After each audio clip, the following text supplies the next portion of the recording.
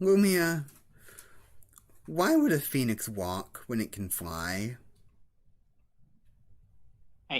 I don't know why. I okay. Well, I'm not sure either, but like I keep hearing about this walking phoenix, and I don't know why it would walk. What? I'm Yeah, so like and confused. this is like a famous bird too. It played. It was in like a movie recently. Like he did a dance that's a meme now. Like he was You mean, wait, you mean Phoenix walking? Phoenix walking. Who's Yeah, that? the actor. Okay. Hmm. Yeah, that's probably it. Okay. Oh, so he's a human. Yeah. Oh, okay. Okay. Okay. Well, walking phoenix.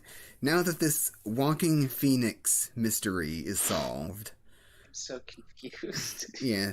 Now that this walking phoenix mystery is solved, let's talk about some video games. So why? Hold on. Yeah, let's talk about some video games. I fucking hate you. Okay. Okay. We're getting to like the actual topic of this episode. Our video game 3x3s. That didn't even tie in at all. What the fuck was that?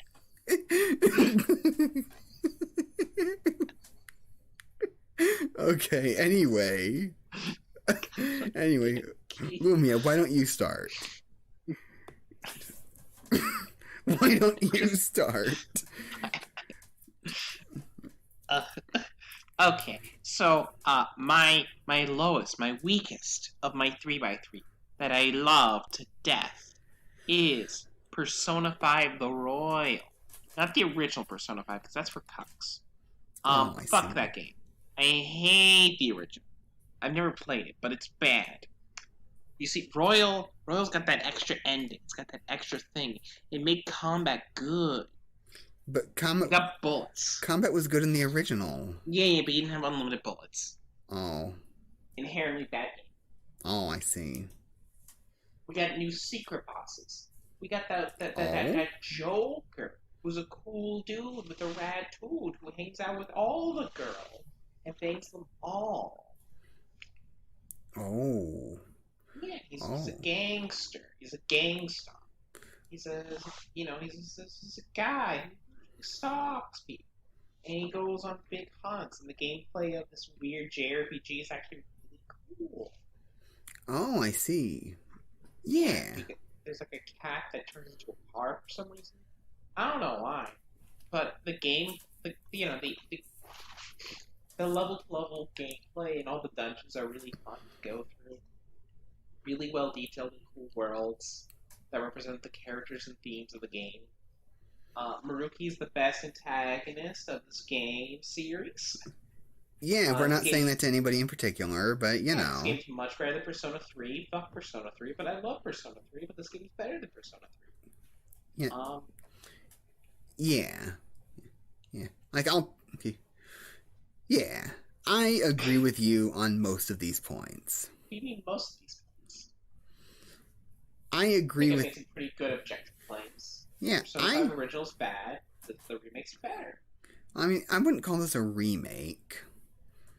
I would call it Re-release? I would call this like an updated re-release. Like the Royal should have just been a DLC. Yes, it should have been. Um, but I I love the cast of characters. I love all of them. I love how they interact with each other. I love all the confidants and going through and getting all of them. Yeah. This was a fun platinum. Um, Mhm. wait, I just realized I think I platinumed everything. No, I did not. I was gonna say I platinumed everything on this list. I did not. But no, this game was really fun. I Okay. like using guns and I like shooting people. Shooting people's fun. Every game should have shooting people, don't you think? Oh, yes, yes. Every game I know. should have shooting. Although I don't really like shooters that much. No, I appreciate shooters. Yeah. Like I I'll guess yeah. Okay. Go ahead. if I had to actually summarize my points without joking around and being dumb, I have to probably say that Persona 5 appeals to me for its grand narrative and the fact that they made turn-based combat as interesting as possible by layering it in so many interesting ways with the way that the characters interact with the enemy. So it's not just enemy you, or etc. etc. I really appreciate the thought that you have to put into the fights. Even though all the fights are relatively easy, none of the boss fights actually push you, which is my biggest thing with the games. The game's too easy. Yeah, like even the original Persona 5 was pretty easy. I wish the game pushed me more, like Persona 3 does, but Persona 3 pushes you too hard because there's too much grinding in that game. But this game just works in a sense of aesthetic, style, and the gameplay is good, which is why I'm excited to fight the DLC bosses and the secret bosses, because I know that pushed me in Persona 4. But this is a great game. It is absolutely fantastic. Let's move on to the next one. Yeah, reveal the title. Star Wars: Knights of the Old Republic. Yes. I still need to play this game. Yes, you do. This is the single best piece of Star Wars media ever made. The best what ever made? Star Wars media. Oh, okay. Okay. Yeah. No, this is the game where I really got into Star Wars. Okay. And this is a nostalgia pick, but I come back to this game every other year or so and replay it. Really? And I generally do a big 100% playthrough normally. I adore this game. I've played this game probably the most of any game on this list. I played this game at least 15, 20 times. Okay. We'll have to do a rewatch first watch on it then. I'd love to. I've been meaning to replay it soon anyways. KOTOR is this beautiful peak Star Wars content. It expands on the world building of Star Wars. Develops, concepts that really weren't developed at the time, like the Jedi Order's code and Sith Order's code. The similarities and differences between the organizations. Some of the best character writing of any game. Basil Shan, Cartho Nassi, Mission Veo, Bowdor, HK-47. These are all just like incredible characters who just are so fantastic and just memorable. KOTOR 2 is better in every way except for the story because it was obviously rushed. So KOTOR 2 would be here if they had literally 6 more months. Okay. I haven't played either of these, but... Both get a high recommendation. Yeah. Well, I haven't played either of these, but KOTOR 2 was the first one that I owned. KOTOR 2 is a lot more... It is a lot easier to get into because KOTOR 1... It puts you on a planet and you have to figure out how to get off the planet, and it's very confusing. Okay, so It's not that straightforward. No, you could do it. Yeah. Okay, so should I, use a guide for it? Use a guide if you get lost in Terrace, because Terrace is a bitch. Okay. I've just played the game enough times that I just memorize where everything is at this point. Okay. I forgot Candace. God, fuck Candace. Oh yeah, but this game just is D&D, but a video game. And by that I mean it just uses D&D mechanics. Okay. As a video game, so it's literally the least engaging game on this list because D&D only really works at a table and not in a video game sequence. Okay. This game's mainly here for the interactivity and the storytelling rather than the actual combat. Okay. Are there any mods that I could use to improve the actual gameplay part of it? Not really. I mean, the gameplay is as good as you could do if you're trying to make a D&D game in in a video game situation. Like, making a good character is very hard to do and very plausible depending on the text. It's Okay. yeah, it's kind of like it's all about your build most of the time going to fights. Okay. If you're playing on the harder difficulties, yeah, you want the debuff spells, and playing with at least one force is just kind of mandatory on the higher difficulties. Oh, I completely forgot about the fucking black old Jedi dude whose name I'm forgetting right now, who was a dope motherfucker. Oh, cool. This game was great. This game was legendary. Like, the store, like, I love the characters' interactions with each other. I loved the journey. I loved going to every planet and just exploring. HK-47 is hilarious and great. But also just, like, the lore you learn about, Revan, the old Sith, the war, the failure of the Jedi, the failure of the Republic.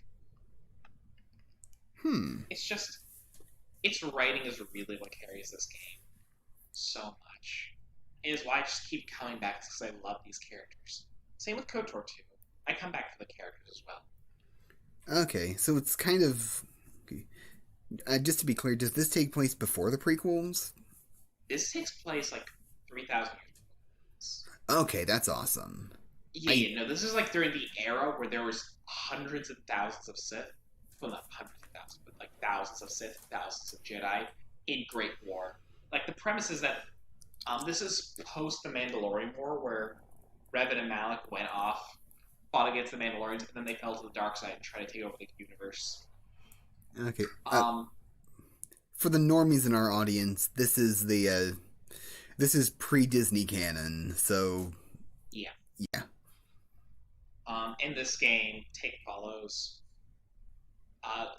the unnamed protagonist who wakes up. And Malak has killed Revan, and Malak is now, like, ruling the current empire, the current Sith Empire. Gotcha. Yeah, and Malak is such an intimidating and fantastic villain. Like, all of his interactions are just so intimidating. I love the way he speaks, the prosthetic. Even though his design is literally one of the worst Sith designs ever that I've never loved, because I just hate that he wears this, like, weird red jumpsuit for some reason. I see. Yeah, I mean, he's got the cool respirator that I like. It's very old, and I love seeing how, like, the older technology looks in this game. Like, for example, Bao-Dor, really cool guy. He's a KOTOR too. But his mechanical arm has, like, this magnetic projector that keeps his arm up, so it's floating, but it's not connected. I know that sounds more advanced than just having a robot arm like normal, but because it's Star Wars, that's, like, older technology. I love seeing shit like that in Star Wars, like how technology has evolved very slowly over. Yeah, well, not only very slowly over time, but also seemingly backwards over time. Kind of. That would be required an entire Star Wars lecture to explain technology evolution. Okay, more teasing at Tone Kent lectures. Yeah. Good. Shall we get to the next one? Yes, SWTOR is a good game. Not as good as KOTOR 1 or 2. Alright, let's get on. Okay. Metroid Fusion. Metroid Fusion! Yeah. This is peak Metroid to me. I've only played the 2D Metroid game for context.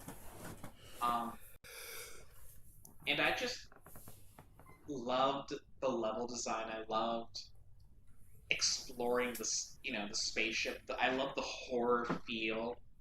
Seeing your armor, fighting the armor from Super is just incredible. It just is cool narrative storytelling. Okay. This is a story-driven game. This is mainly here just because I really like the gameplay and I really like exploring the ship. Just going through, finding my gear, just going around. All the boss fights were really fun. I mean, I just love Metroid games. I haven't played a lot of them. I need to play more. I need to play AM2R still. I've been told Okay. that's really good. Um, by Mr. No Nibra. Oh yes, a hopeful guest someday on this show. Yeah.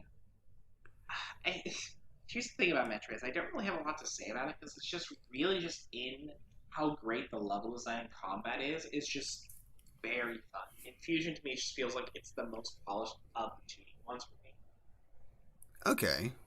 Yeah. Yeah. I like story-driven games first, Yeah. but this was great. Yeah, I've never actually played a Metroid game, but I really like a lot of games that I would describe as Metroidvania. I would recommend them to you. Just start with Super, then the remake of Blood Fusion. I think you're good. Okay.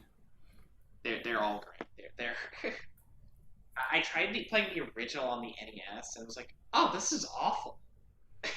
Okay. I don't like it. Yeah, but I just don't like NES games. They're Okay. just so limited. Yeah, like for me, the SNES is like the first system that I can play a game on and it's pleasant to look at for me. I look. I mean, SNES games are fine.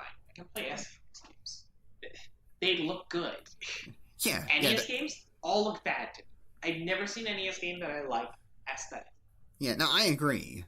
Like at a stretch, Super Mario Brothers, but that's even that you can't. I'm just Even that, I nostalgic still for it. think it's because it's that it's the 8-bit design, but when I'm playing Mario Maker levels, I don't want to be playing the 8-bit levels. Give me the 16-bit or the 32-bit or the 3D ones any day over those.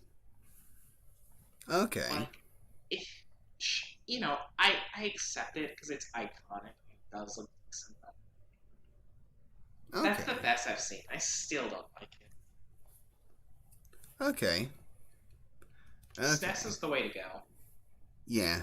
Like I said, I agree. Like I've got both the NES and the SNES collections on my Nintendo Switch, Oh, and I like them a lot. But like, I like having all of the NES games that are on there, even though it's not all of the NES games. But the SNES games are the ones that I like want to go to and actually play. I want And the it's Donkey Kong game. SNES. yeah. Like I've heard that's good. Same.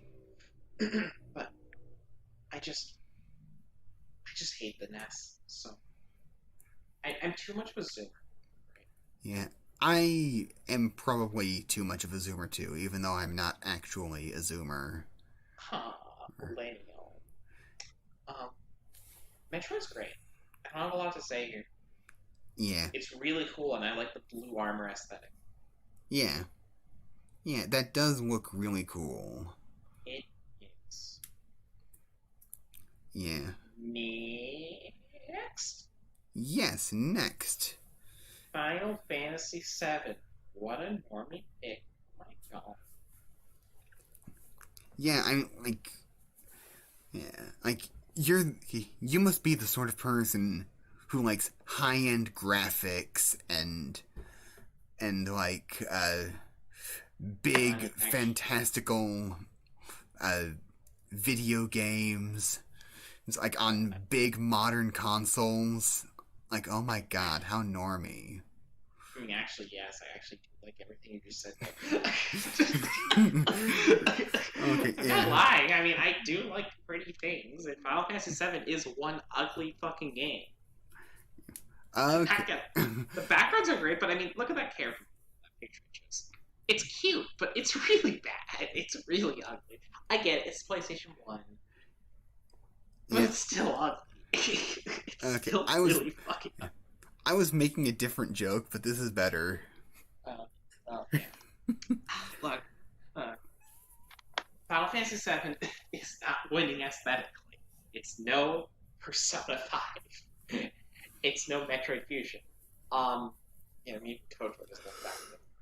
It's looking much better than fucking Final Fantasy VII.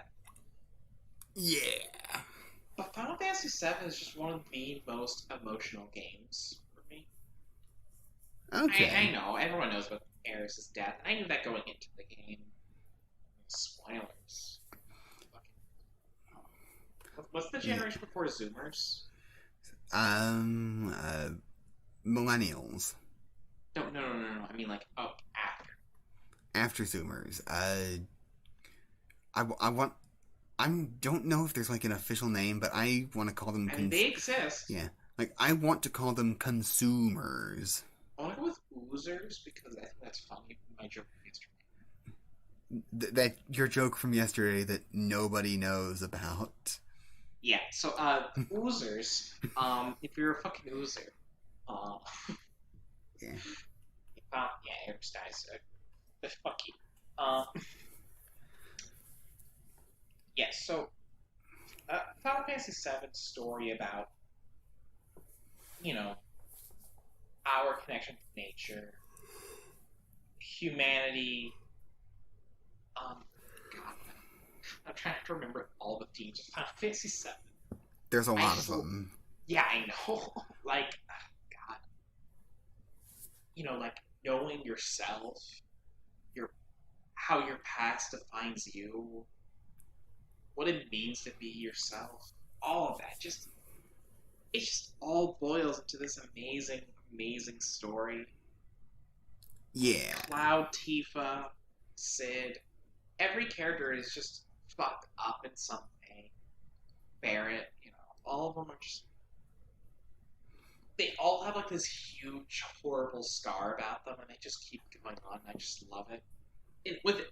And then they all are connected by Aeris' death, who you've grown to love throughout the game because she's just trying to do her best because she's the one who's not scarred, so everyone has this feeling protecting her. Yeah. One of the reasons her death works so well is because it doesn't ever feel like it's actually going to happen. Yeah. Because it just feels like she's just a normal character. And then when it happens, just everything breaks. It's just, you feel like everything's over. It's awful. Yeah, and like in particular with Aeris' death, the main thing about her is, like, we know from the beginning, like almost from the beginning, right when we meet her, that she's special. Yeah. But she's presented as such a normal person. Yeah. But she is special though. I'm Team Aeris more over Team Tifa. I just love Aeris's lighthearted personality, and I love that whenever she needed to, she could just go become a badass. Yeah. Like, it's not her natural state, obviously, but it's so cute, it's so great, I love everyone. Because I genuinely felt my hatred of Sephiroth at the end when he does that, and then it's one of the few times with a boss fight where I've never been on board more for a finale. Yeah. Yeah. Like and all the music in this game is masterful. Yeah, especially the version, especially like the MIDI-ish version of it. Yeah. Because like the orchestral versions are good too, but this is the original PS1 version's soundtrack is like, to me, it's like the kind of music that I want to hear in a classic style JRPG. I should mention that all these games have fantastic soundtracks. Besides like one or two of them. Yeah. Out of the two that I've played, yes, I agree. Oh no, I was talking about I was talking about my 3x3, not the Final Fantasy games, but yes, all the Final Fantasy games besides the original. Yeah, no, that's what I mean. Like, of the ones that I've seen on your 3x3 that I've played, I agree. KOTOR's music is like literally the most nostalgic. It, look, play Manon's theme, the planet theme. I'm fucking in tears. It's just like that's nostalgic as fuck. Oh, Yeah. I listen to all the themes. Like Final Fantasy VII, no exception. Probably Yeah. the second best soundtrack on this list. But you know, the only Final Fantasy VI has some really fire soundtracks, and I need to finish Final Fantasy VI because the opera scene in Final Fantasy VI's sound is literally better than every song in Final Fantasy VII. I see. They made a fucking opera without words. It's fucking legendary. That does sound amazing, and I do need to play Final Fantasy VI. Yes, it is the most. It's one of the best moments in game. Yeah. Mind blown. Yeah. Oh yeah. Also, this game has a really cool materia system with the way you get magic. You have to find materia, and then you can then use the magic on the materia. That's legendary. That's really cool. Yeah. You're talking about Final Fantasy VII again? Yeah, I'm jumping between things. You know. Okay. Yeah, you're super lateral. I've got a few things to say about Final Fantasy VII that you haven't said yet. Like, my personal history with this game is... Yeah, I wouldn't say anything about your personal history with this game. Yeah, like, my history with this game is... I played this in high school, and this was, like, already 10 years after this came out. More than 10 years, even. I played this in high school, and I hated it because I didn't get it. And then years later, I decided to replay it. And I don't know why, because I never... As much as I thought I hated this game, I would not have gone back to it to replay it. But I did, and I still didn't like it. It took me until my third playthrough, like my third complete playthrough, to actually get it and have it become one of my favorite games. And it's and after that I realized I had to have liked it on some level. If it took me 3 playthroughs to like it, and I made it through 3 whole playthroughs. So, that's that. Incredible. Yeah. I love this game so much. I need to replay it. I've only played it once. I see. I played the game for the first time like a year ago. Oh, wow. Huh, so that actually kind of lines up with around when I first played the game. No, around my third playthrough of the game, right? When I first liked it. Oh, really? Yeah. I'm just realizing, actually, now that I think about it, on my playthrough, I think most of these games on this list I played like the last 2 years for the first time. Oh, God. The next one didn't, but... Yeah, so you've got a ton of recency bias here, then.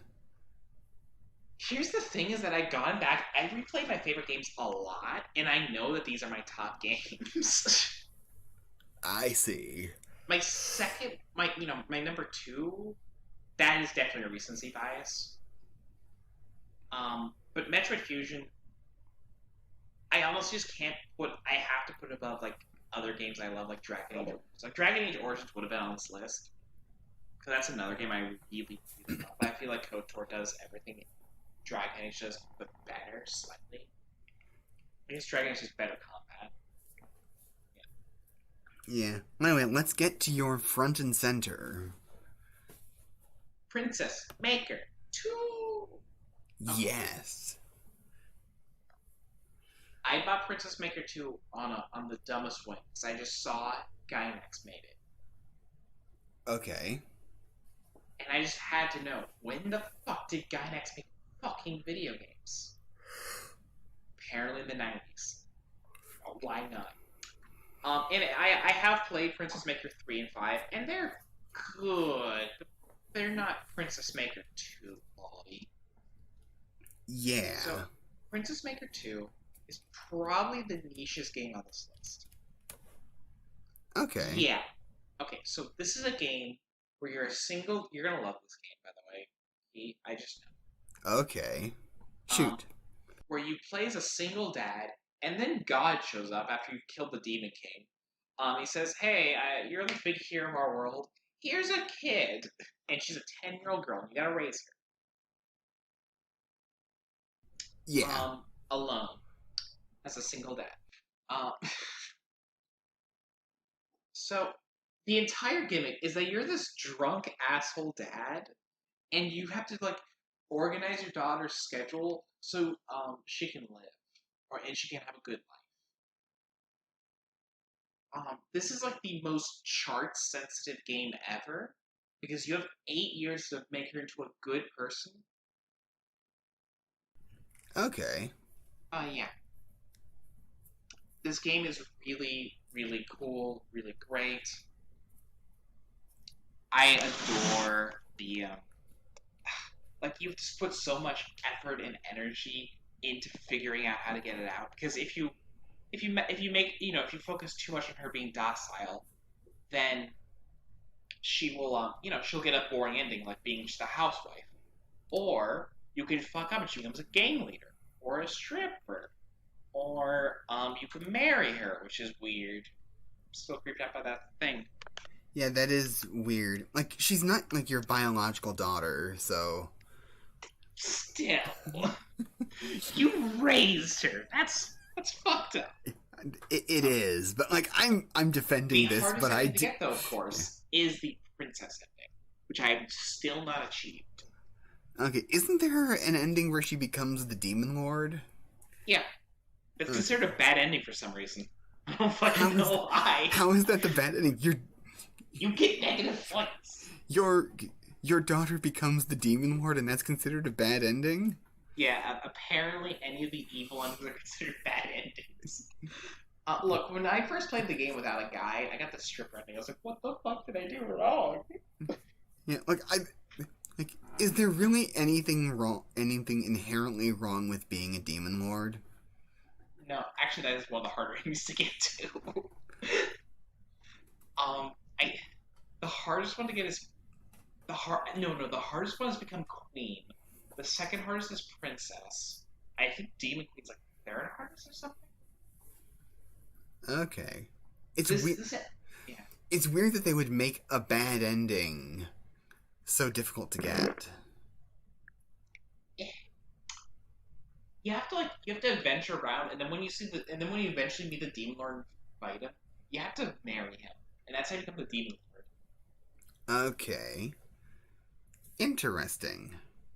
I haven't done it yet because I've never been good at making a combat daughter in this game. Every time I try, I always fail. She always gets so sad. Oh, it's just honestly just the joy of raising your daughter is incredible. This is like a 3-hour game per playthrough or something like that, 3 to 4 hours. Really?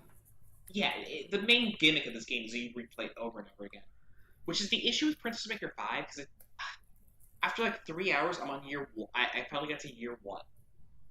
Oh, I see. It's just well, that's not the point of these games. Yeah. Well, if you like short 3-hour games, yeah. Well, there's a game that I've been wanting you to play for like 2 months now. I'll start it tomorrow when I have my desktop set up. I'm still moving. Okay. Okay. I'm just reminding you here I do your recording. On recording. Because this way I've got evidence of your commitment to play Secret Little Haven. Fuck, I didn't think that through. Oh god, you fucking Machiavelli. Yes, I am Machiavelli in real life. I am Machiavelli was a real person. I am Machiavelli from Assassin's Creed. you so much right now. I hope you know that. I have to be. I've got to be funny though. Why are you a why are you an Assassin's Creed fan? I wouldn't even call myself a fan. I just happen to like most of the games. That's called being a fan, dear. Oh no. Shall we get to your next game? Or do you have more to say on Princess Maker 2? Yeah, I love this game because I'm now a princess. Let's go to the next one. Okay, go. Set, keep, row. Set, keep, row. Yeah. I knew I wanted. Everyone has a Soulsborne. Everyone has their Soulsborne. I'm a big weeb, so Sekiro was the natural pick. It was between this, Dark Souls 3, and Bloodborne. Okay. And Sekiro just slightly pushes them out. I love, because of the hyper focus on the one gameplay system, I feel like this is the most polished of all the Dark Souls, or of the Soulsborne. Yeah. Of the Dark Demon Blood Shadows. Sure. I haven't played Demon Souls yet, but when they were, apparently since they were releasing Demon Souls, I'll play that. Are they re-releasing it or are they remaking it? Oh yeah, it's remake. Oh, cool. Maybe it'll be good this time. Ooh, that's a hot take. That's a hot take. Yeah. I want to play it still. Yeah. It's like the one I haven't played besides Dark Souls 2, which is on my shelf over there. But I'm getting off topic. Sekiro just has the parry system is so much fun, and is like the first time in a gameplay where parrying has been like a first time I've played a game where parrying has been a big thing. Have you? I thought you played Dark Souls 1. No. But I mean, like the way the parry system works in this game is like there's all about the block thing, and that way when you break the guard, you can get the big hit in, like how swords are supposed to do a stupid amount of damage. Okay, I got That's what I meant by the parry system. Not like the Dark Souls parry, where you just parry them and then you can abuse them. I didn't do that a lot. Yeah. Okay. Dark Souls combat to me was more focused on dodging things, but I'm getting off topic. I was referring to like sword on sword gameplay was more. That was the way how you had to beat most of the real bosses. Was break their guard and then get the big hit in. Right. Which was really, really cool and fun. There's a few bosses where that didn't work, but it was really cool. It was fun.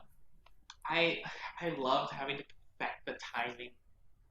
I loved eventually, once I got good enough.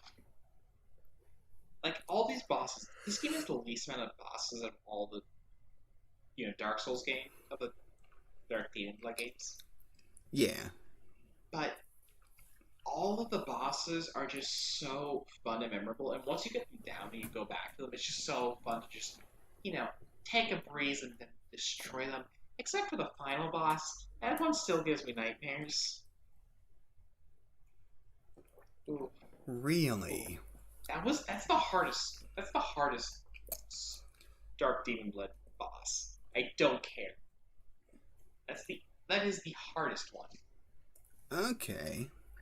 That took me like a week to beat. Oof. Ooh. Yeah. Oh, not a week. It was more like 3 days. But These games. That was so hard. But I did it, and I'm super proud of it. You're reminding me of my Kingdom Hearts 2 Final Mix Level 1 Critical Mode playthrough. Oh my god. It was... I literally spent like 3 weeks on multiple bosses. Oh my god. This sounds awful. Yeah. No, it was so fun though. But we'll get to that. Of course. Yes. I platinumed this game. I got all the endings. This was one of the... This game was so fun. I just love... every once in a while I just think about, should I replay Sekiro? Yeah. And I want to. It's just...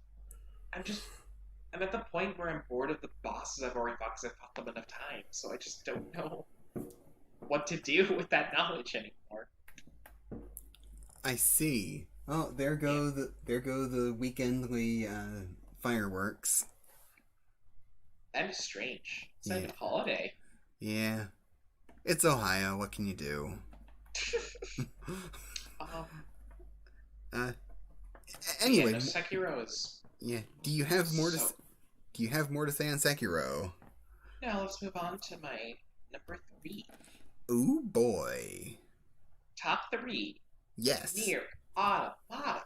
Yeah.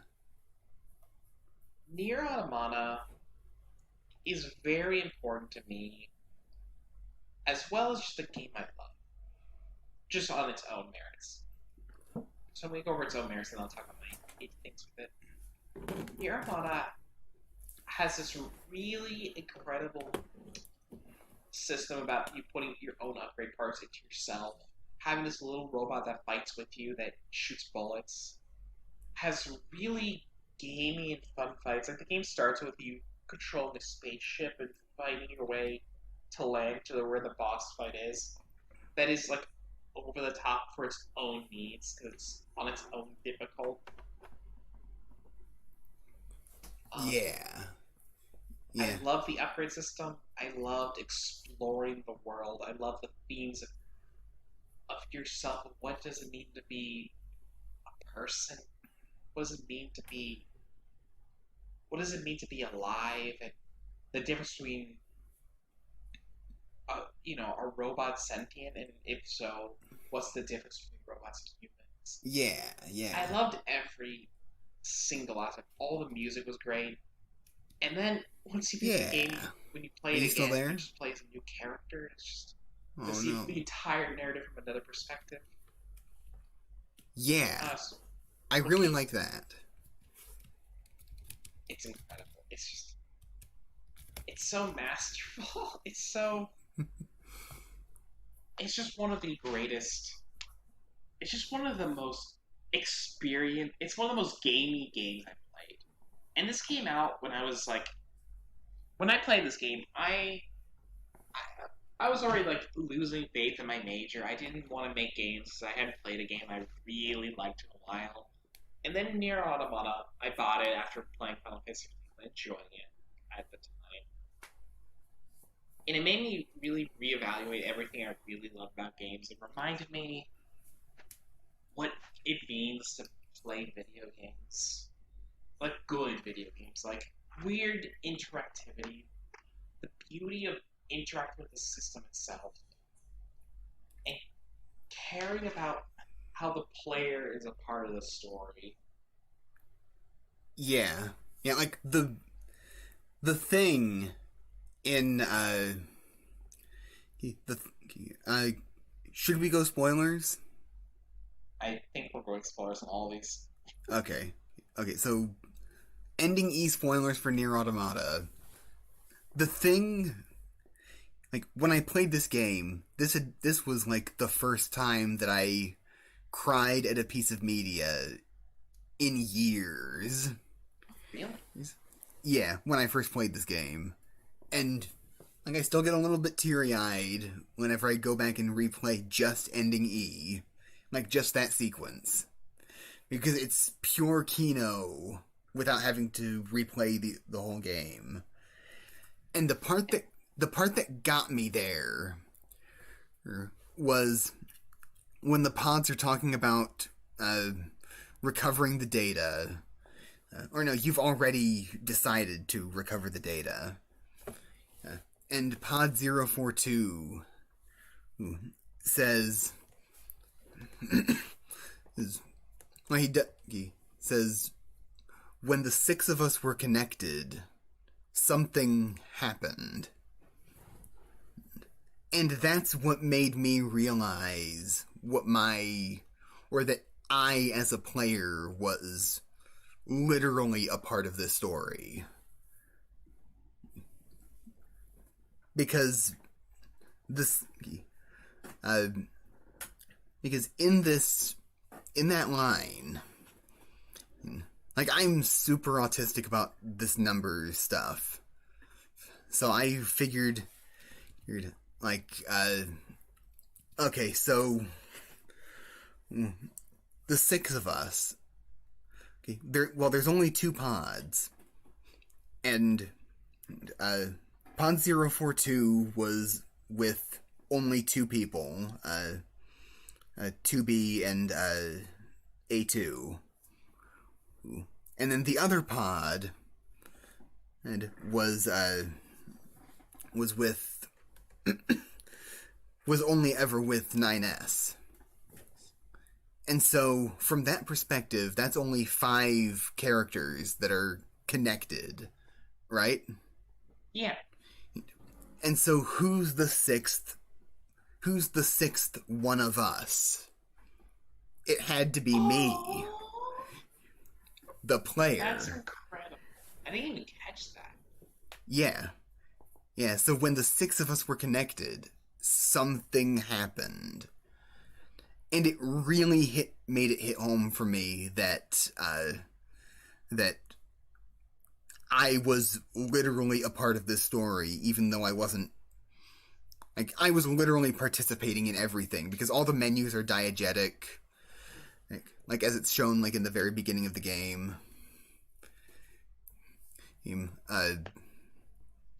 Masterpiece of an ending there. Definitely. I mean, this game looks beautiful in a game that has almost no saturation. And I'm the kind of person who needs saturation in her games. Yeah. Yeah, like, this game makes brown beautiful. It does. It's the only time I've ever looked at a game and just thought, wow, they're looking beautiful. It's incredible. Yeah. Like, that's a good clickbait title for a video, but I don't know where to go with it. I would love to do an analysis on your Automata. I would need to replay it, though. Yeah. Like, a ton has been said on Nier Automata, but yeah.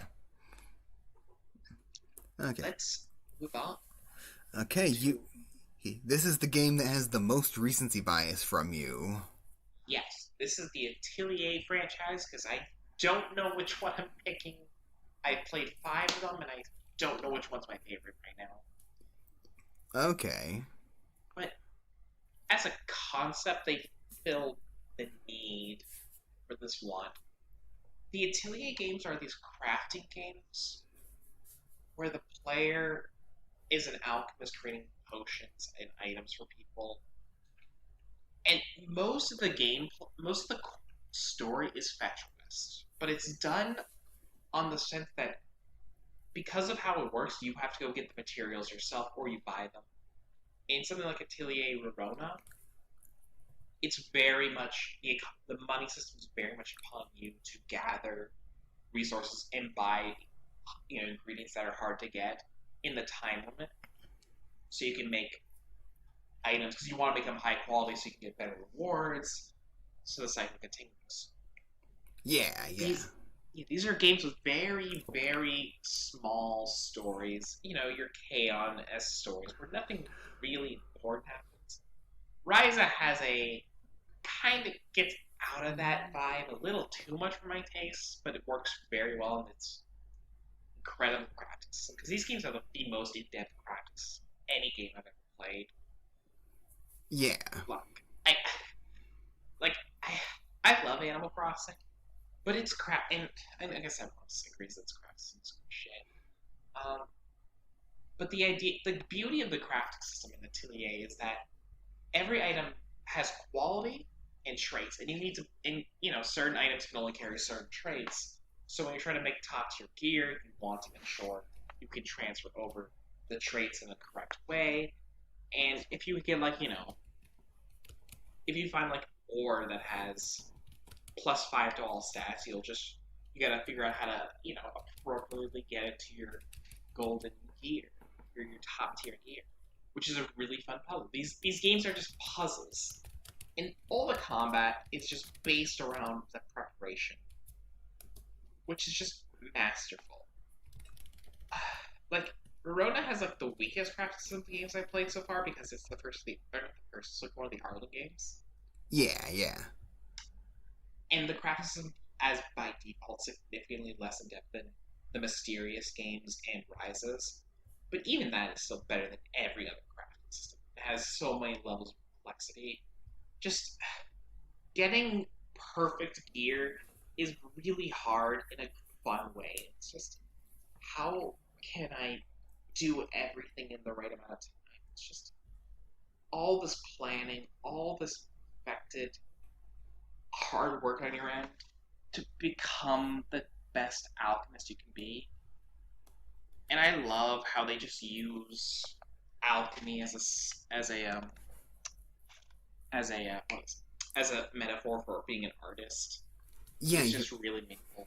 yeah, you were telling me about that like a week or so ago. Yeah, because every time they're telling you about how you need to become the top tier alchemist is, it requires every time is always from the same tips. You need to have, um, you need to work hard. You need some creativity, and you need to follow some rules, but you can break them. Yeah. I mean, it's still alchemy, so they need to follow some rules. But that's the thing about when you're making an item is that there's like a few core ingredients, but most of it just gives you just like insert a type. Like when you're making when you're making most ore, after you put in the initial ore, it's just like you can put in any kind of ore, or sometimes fur or animal parts, or a cloth. It's just you have options to make items as you see fit, which is just incredible. And that's just the crafting system. Yeah, and like what you were talking about there with like there are rules, but some of them you can break. Yeah.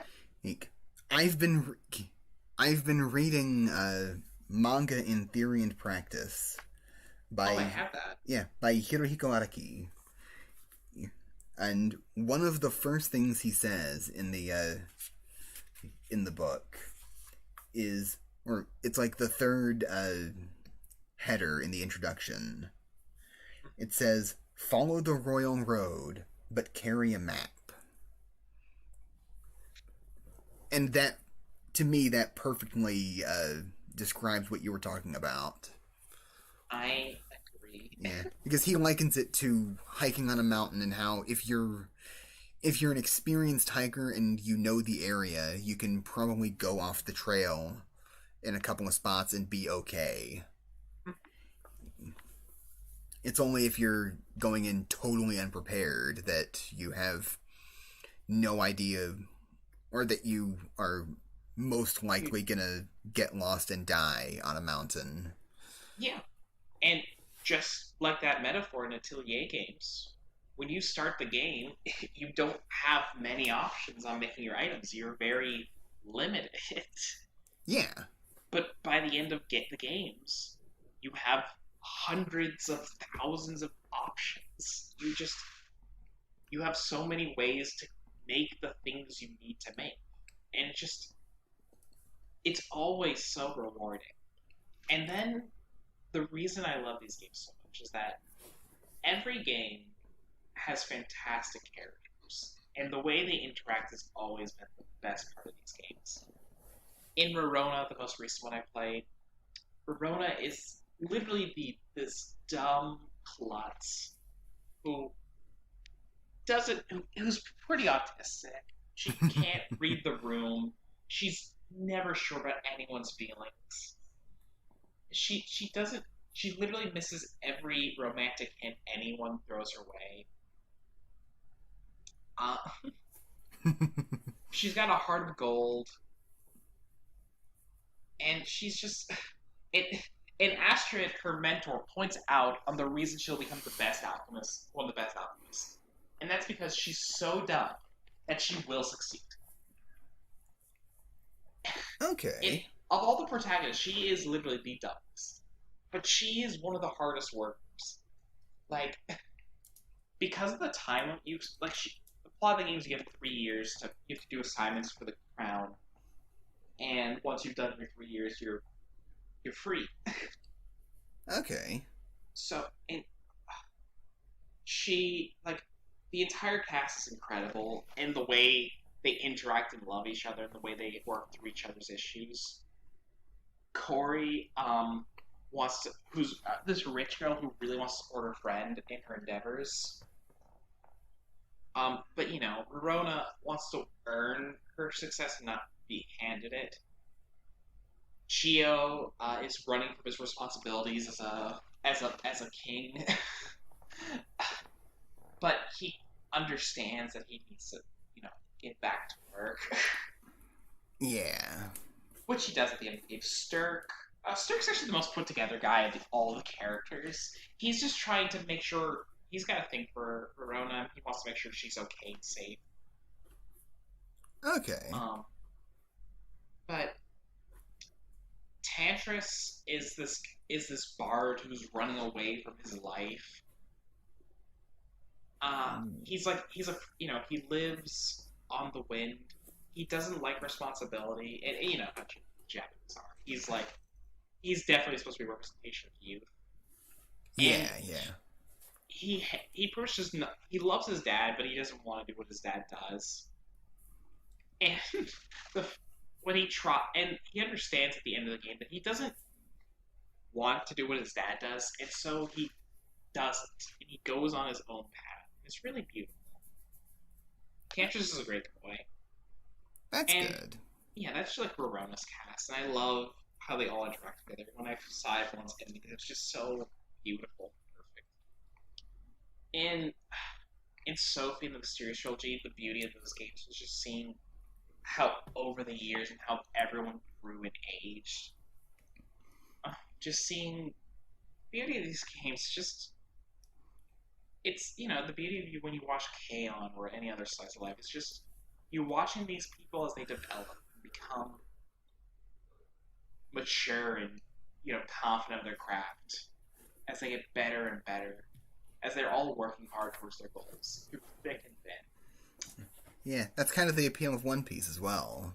It is. It is the appeal of One Piece. Yeah. Yeah. Well, I've got a couple of things to say, too. Sure. This is, not very much. The first Atelier game that I played was Atelier Totori. And I didn't hate it, I just got bored with it and sold it. And, that was a mistake. Yes. But, the reason I played it was that I found out that, the reason I played it was, for some reason, they marketed Totori really, really hard in the West. So hard that I had heard of it. I hadn't heard of any of these games, so I saw a Steam sale. Okay. Well, they maybe it was just maybe I was algorithmically chosen for them to market these games to. They marketed Totori hard. I was hearing about it in all of Sony's promotional emails and on the I was seeing ads for it on the PlayStation Store, stuff like that. And so I bought it for the PS3. And I liked it. And also, Totori is really cute looking. So that was a big part of it. They're all cute. Yeah. Yeah. Anyway, I bought it, I played it for a couple of days, and I just couldn't figure it out for some reason. Straight up, I just got bored with it, like I said, and I didn't understand why, because I didn't hate it. And the only time I outright drop a game is I hate it, and I wasn't feeling that about Totori. So I'm looking forward to trying out some other Atelier game eventually. I'll show you some Rise Up. Show you the cracks. Okay. Yeah, we'll rise up. We'll rise up. I adore these games. I'm super excited to get back to the Arlen games. I'm super excited to play the Dust games. I have Totori and Meru installed, waiting to play them. Yeah, I'm seeing the art for Meru. I really like her character design. She looks like an idol, and I want to see what's up with her. I know that she's apparently a princess, but she's an alchemist for some reason. So I'm really interested in that. How that works together. Yeah, I'm just talking about specifically her pose Yeah. and her outfit. She looks exactly like what I would expect of an idol. I think Rorono's currently my favorite protagonist because of how ordinary of a person she is and the beauty of her working her way up. But then again, is the gay one. So I'm gonna go with Sophie. Okay. Yeah, I you've love shown my yeah, gay items. you've shown My gay me girls. yeah, you've shown me art of her and she's really adorable. I love seeing how she ages over the games from like 18 to 24. Okay. Yeah. Or sorry, no, 16 to 24. Yeah. Oh. Yeah. How her apprentices change. The fact that Fierce never becomes anyone's mentor. The fact that who doesn't? Fierce is the second protagonist, and I thought for sure she was going to train Liddy and Sully, but no, she's not their mentor. That was the weirdest thing. Huh. Interesting. Yeah, did not see that coming. Because what I normally expect is, and generally how these games go, is that the protagonist of the first game teaches the protagonist of the second game. I know that Verona's Totori's mentor, so that would make sense. Yeah, and also isn't Rorona like a prequel to Totori that came after it, and you just didn't realize Yes. that? Yeah. Um, but I know Verona teaches Totori. Okay. Yeah. I can talk forever about these games. I have a lot more to say, but I'm pretty happy with my summary. Yeah. Yeah. Because I have a lot to say about this last one. Okay, well, we're at over an hour as of 2 minutes ago. I noticed. So, say a lot about Yakuza. We are talking about Yakuza Kiwami 2. There was many, many games I could have put here for the Yakuza. Yakuza 0, Kiwami 1, 5, not 3, not 4, not 6. Fuck no to 3. What about 7? Oh, wait. I haven't played 7 yet. Key, do you mind if I spoil this game hard? Please, in this case, please don't. Okay, I understand. Because I'm okay with spoilers if I'm not already sold on something. Okay, wait, so you're not already... No, I am sold on it already. Okay. We'll do a retrospective video on Yakuza Kiwami 2, because I have a lot to say to the ending, because I put the ending as my favorite ending of all time. So, if that's the case, then I won't spoil it. Yeah, you've told me about that the ending is your favorite of all time. So, Yakuza Kiwami 2 picks up a year after the ending of Yakuza 1. Kiryu and Haruka, I'm going to do light spoilers in this game, so Okay. are living together after the events of 1. Yeah. As long as it's not like big spoilers. No, these are... Okay. And this game, this is written by the same guy who wrote Yakuza 1, which is why this game is one of the most intense Yakuza games, because after this he leaves, and it really shows in the games. Not that I don't like 3, 4, 5, and 6, because 0's incredible, but they're massively different. Yeah. So, Kiwami 2, Kiryu is pretty much called back in when the the new chairman calls Kiryu in to ask for some advice and help. Yeah. Because there's a war brewing between the Tojo clan and the Omni Alliance, the two big players, the East and the West, getting into a big fight. Because the son of the Omni Alliance leader wants a war really badly. And the beauty of this is that Kiryu is the Dragon of Doji. One of the most, which is, he's like a legend at this point. The legendary Kiryu. Okay, as of Yakuza 1 or between 0 and 1? In 1, he's already seen as like a legend. At the end of 1, he has like become like the big Tojo guy. Like, he's very...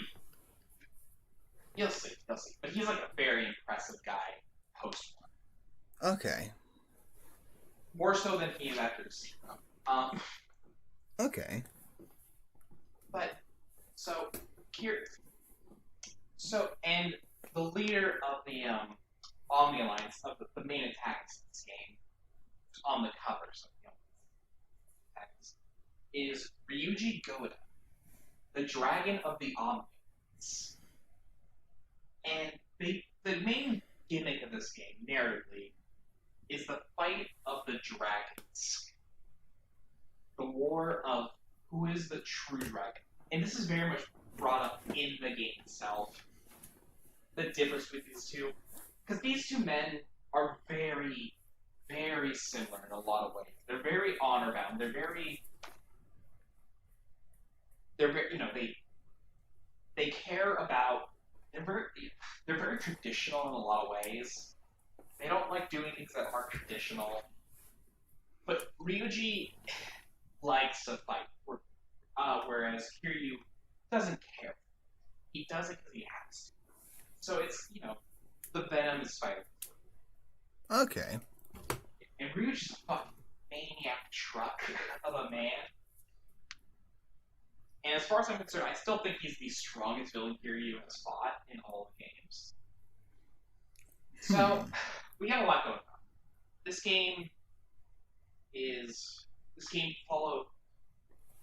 some of the best minigames. They continue all of the minigames from Zero. They updated a few of them to make them more modern. The music of this game is almost the exact same, note for note, of old 2. The side stories are some of the best in the entire franchise here. You know, dealing with some like cool, interesting aspects of crime. Okay. Yeah. Nice. I love that, you know, I think you can do karaoke with Haruka in this game. I know you can do that in 1 as well, but it's just more fitting here to me. Oh, yeah, I completely forgot. One of the best new characters, the Yakuza here. The what? Yeah, there's this girl called the Yakuza, whose name is escaping me right now, and I feel really bad because she was awesome. She's the female lead of this game, and she hates Yakuza with a dying passion. And so she's like this badass cop who just goes out of her way to, you know, pretty much take down the Yakuza. Because, you know, in Japan, the Yakuza are kind of respected and can get away with a lot of shit, like they should be. Okay. But she wants to take them down. Gotcha. And she and Kiryu have a very fun relationship because she hates Kiryu because, you know, he's Yakuza. She hates him for everything that he represents is. Gotcha. And it's just, their relationship throughout the game is incredible. And literally one of the best friendships he's had in the games. Which is why it's really annoying in 3 that they send her to America. And she never comes back. Oof. That's the biggest mistake of Yakuza. Removing her. Also, we have like the coolest third villain of any of the games, the Jinwang Mafia. They are the most threatening mafia of all the games. Yakuza 1 did pretty decently with the Chinese Mafia, but they never really succeeded again with the third villain ever again in games. I see. It's hard to go into like the main plot without spoilers, so let's just finish this up with the way a few things. This is Kiryu. This is peak Kiryu. This game really shows what Kiryu was before they like started retconning to his character that I didn't like. In 6, for instance, they retconned that he's killed people and had sex. Yes! What a dumb thing to retcon. Like, the villain of 6 says, Kiryu, I know you famously never killed a single person. There is a sequence of him shooting people with a gun. Okay, wait, so in this series, where we see a man cut his pinky off, they have to retcon the fact that the main character has had sex. Yes. Yes. Canonically, because of Yakuza 6, Kiryu is a virgin. Which makes no fucking sense. Because Kiryu is literally the ultimate Chad, because there's like a gimmick in every Yakuza game where you go to cabaret clubs and just pick up girls. And you're telling me every time he just does not have sex with them? Yeah. And you've told me he's like 60 as of Yakuza 6, right? Yeah, but every girl has a crush. Okay, yeah, like that's weird to me.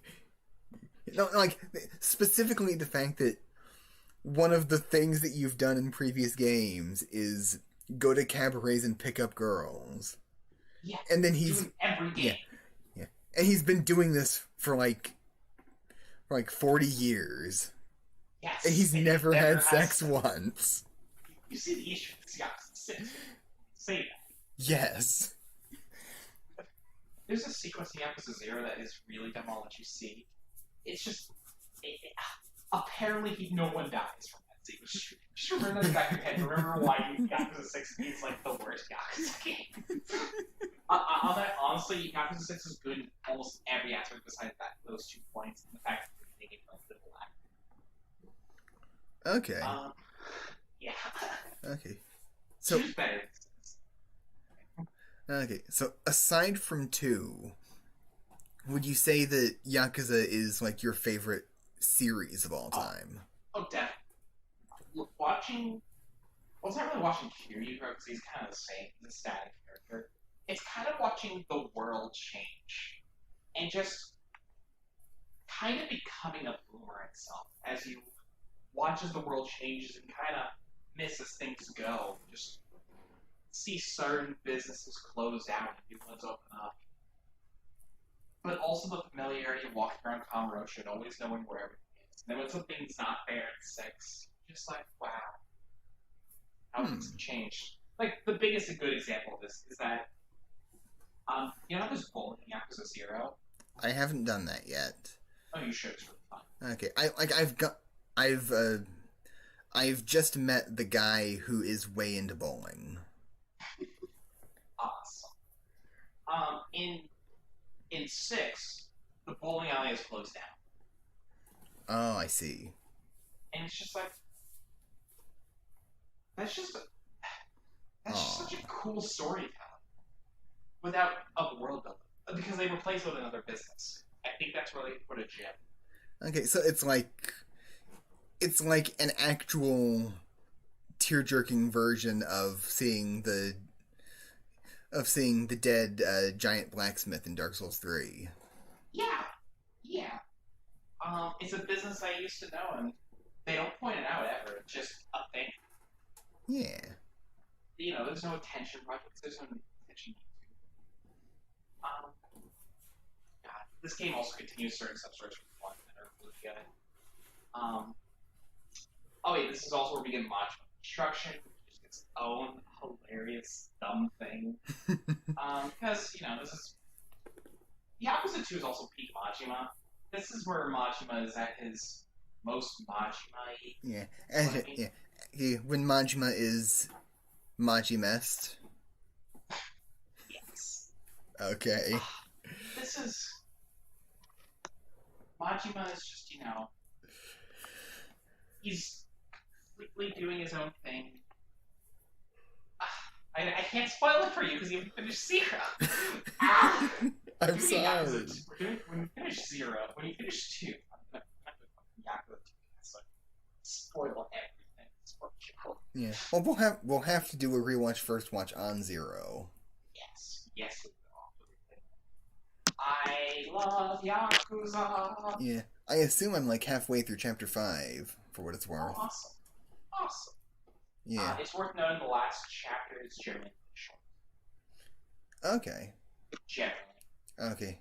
How many chapters are there in most of these games? 12. 10 to 12. Okay, so I'm about halfway through the game. Yeah.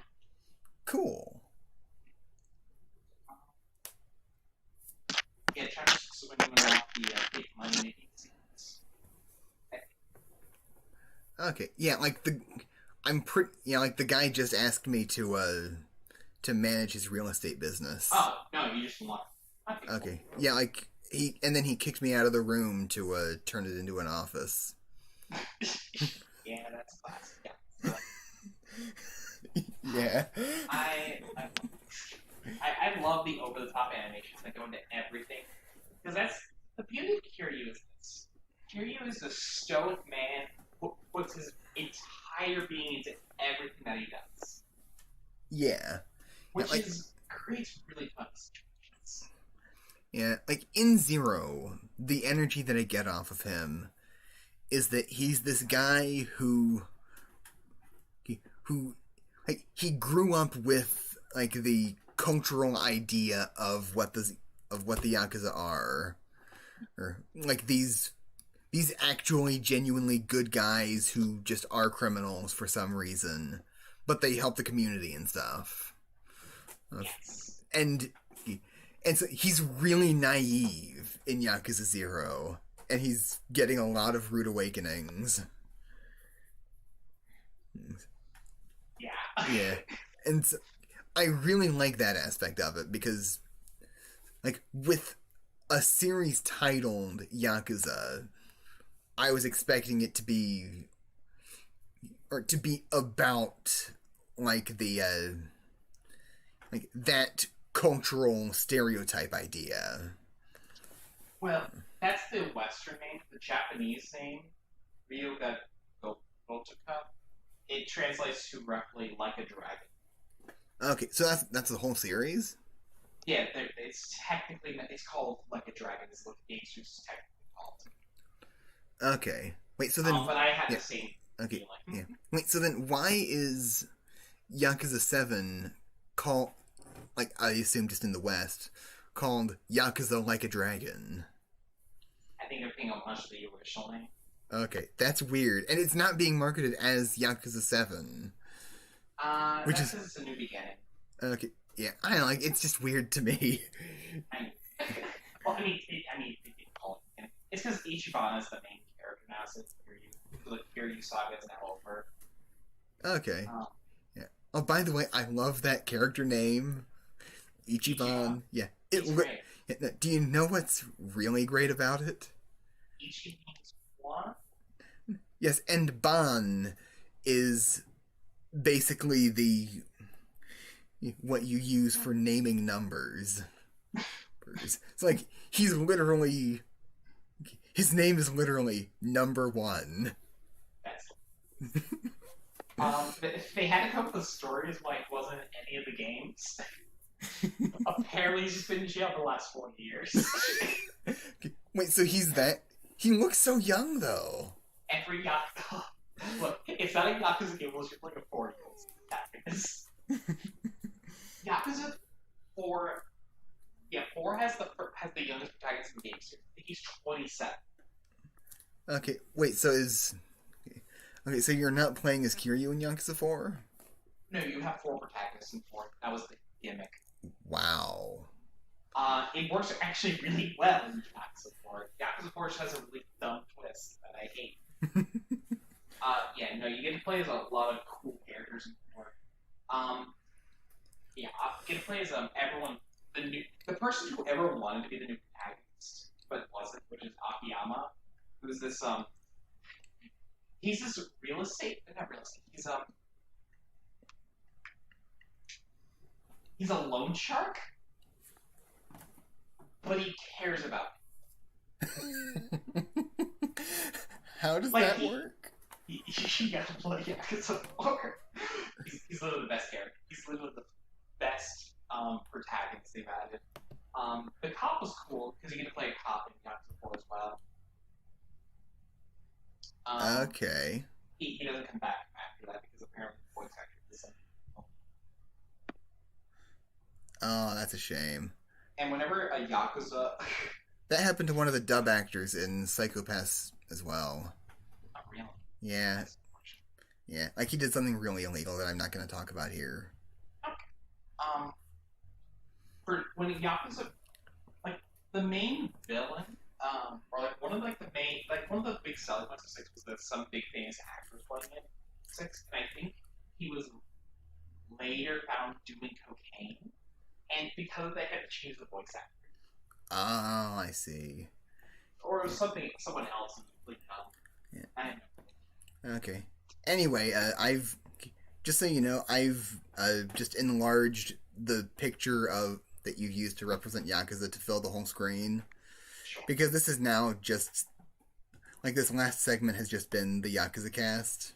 I mean, yeah, there's. I love the Yakuza games. I love Yeah. how Kiryu changes people from his interactions. I Yeah. love that he's this old school Yakuza guy who holds on to those old traditions that he respects so much. Yeah. Like I've got a like it just bears mentioning. I haven't even finished the first game that I've played, and I've already got as much to say about it as I've said. And that's a good sign of like a decent video game, I think. I am glad you like it. Yeah. Forward to when you play Kiwami 2. Yeah. Yeah. Yeah. Yeah. I love the Yakuza games. I just really still want to scream out the dumb twist of 3 and 4. How much I hate them. Okay. Well, I won't. I won't let you. I know. So, You're evil. do we have anything more to say about Yakuza? Um, Because that was a good 20 minutes that we just spent. I love Yakuza Dead Souls that I haven't played yet, where Ryuji has a Gatling gun or an arm, and they're killing zombies. Bye! Yeah! Oh, by the way, we lied at the beginning. This is gonna be a two-parter. Because this has gone on for so fucking long. Yes. So, this has been Lumia's video games 3x3. Yeah, much better than that other guys who I'm hosting with. Yeah. Yeah, way better than No Need Bros. I mean, you're 3x3. No, you didn't. No, you Yes, I don't. did. I haven't seen Noni's 3x3. Whatever. Yeah, but I may have worse taste than you in video games. At least you admit. Yeah. Well, I don't know if I do. We will see.